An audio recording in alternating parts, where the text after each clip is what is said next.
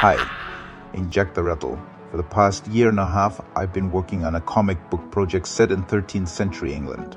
I decided to start this Project Tree Time diary in video format to show what it's like to create a comic book and share my thoughts on games that are important to me. Without further ado, let's get into it. Last week I added a whole new scene to the comic where the main character encounters a mysterious flute player in Sherwood Forest at the legendary tree Major Oak.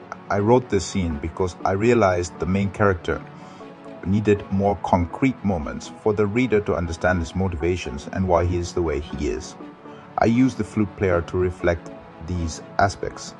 Adding this scene was kind of a pain in the ass because it added 9 new pages to the book. Additionally, I had to edit the text content of previously completed pages to ensure the new content integrated well with the old. This was a valuable lesson once again during the script writing phase. It is crucial to thoroughly go through the character's internal struggles to avoid adding new scenes later on.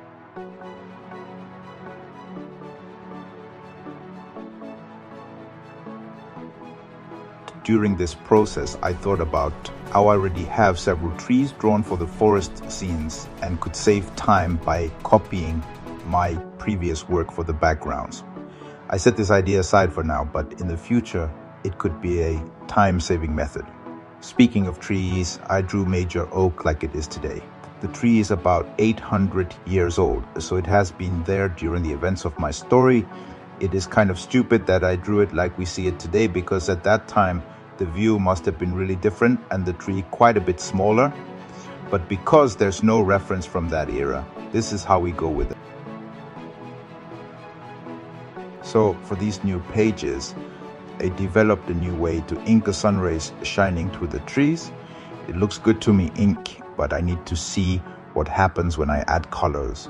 Maybe the whole thing will look like crap and suck big time at that point and I'll have to abandon the idea. But if it's a significant improvement, I will consider enhancing the already completed pages the same way, and hopefully so. Otherwise, even my dog Conan will laugh at this shit. You suck! At the moment, I have all 9 new pages inked with the dialogue written in. They still need to be colored, but before that, I'm fixing the pacing of another scene to ensure the narrative flow continues with these new elements. After that, I'll work on revising the introduction of the story. I had planned to do it later, but since I have a good flow going from inking these 9 pages, it's a good time to do it now to keep the artwork consistent throughout the book.